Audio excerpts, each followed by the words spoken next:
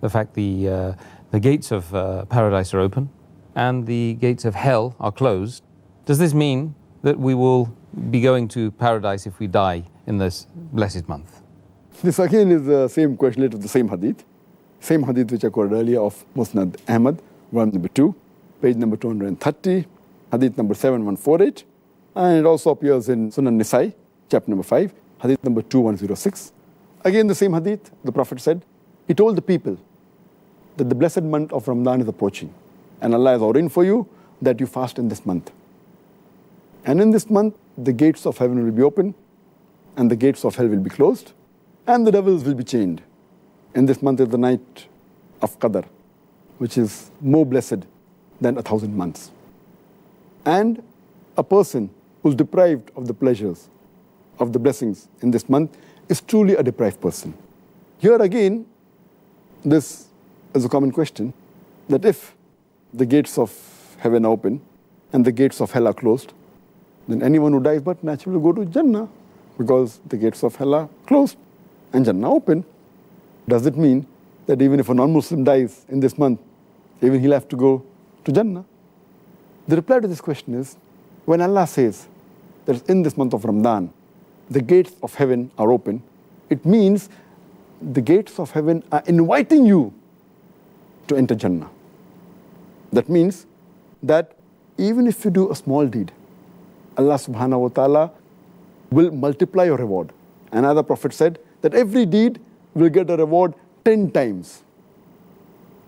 And in this month, it's very easy to enter Jannah. When a Prophet said the gates of hell will be closed, indicating that to enter hell is difficult in this month. Why? Because your taqwa level rises, and the chance of you to commit sin is less.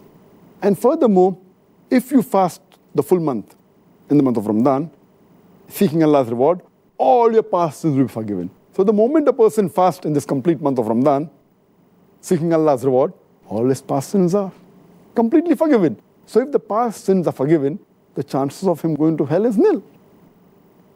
But what we have to realize, the criteria for the gates of heaven to be open and the gates of hell to be closed is that you have to fast.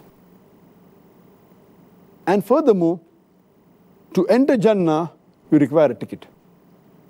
The ticket to go to Jannah is mentioned in the Quran in Surah Al-Asr, chapter number 103, verse number 1 to 3, where Allah says, Wal Asr, Innal insana lafi khusr, illa allazina amanu, wa amilu salihati, wa tawasaw bil haqqi wa tawasaw bis sabr. That by the token of time, man is verily in a state of loss, except those who have faith, those who do righteous deeds, those who exhort people to truth, and those who exhort people to patience and perseverance.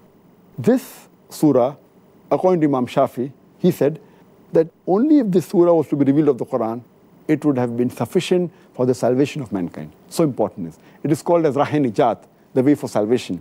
And the criteria for any human being to enter Jannah is 4. First is Iman. Second is righteous deeds. Third is exhorting people to truth. And fourth is exhorting people to patience and perseverance. So here we realize that the gates of heaven are open, but just because the gates are open, you can't enter, you require the ticket. The ticket is Iman.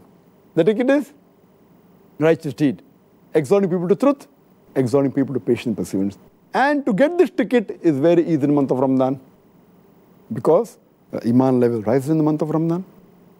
Furthermore, your righteous deed, the reward is multiplied. It's easier. You can call people to truth. Your patient level increases.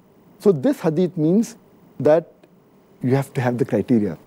Then inshallah you should go to Jannah and you will not go to hell. But that doesn't mean that 100% people who die will go to Jannah. Surely, those who are non-believers, they have got no Iman. So there's no question that they will enter Jannah. If a person has to enter Jannah, he requires a ticket. And the ticket to Jannah is Surah Al-Asr. Furthermore, if you read the hadith, it says that only if you fast in the month of Ramadan, that means, and you follow all the rules and regulations, and abstain from things which are prohibited, then the doors of heaven will be open and the gates of hell will be closed.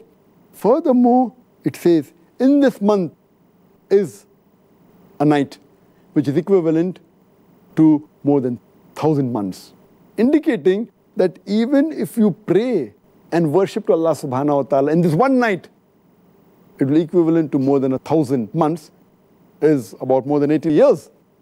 Imagine. So the chances for you to get reward only in this one night is more than a lifetime. An average human being lives for 60 years. So one Laylatul Qadr is more than 1,000 months, is about more than 80 years, more than average life of a human being. The chances are very easy to go to Jannah. And the ending part of the hadith says, a person who's deprived of these blessings is truly a deprived person, indicating that everyone will not go to Jannah. Everyone will not find the doors of heaven open. It says, the ending part, very important, that a person who's deprived of the blessings in this month is truly a deprived person. That means telling us Muslims that if you cannot get the benefits of the month of Ramadan, and then if you cannot go to Jannah, then you are truly a deprived person. That even includes the non-Muslims who haven't got the Hidayah. They are truly the deprived people.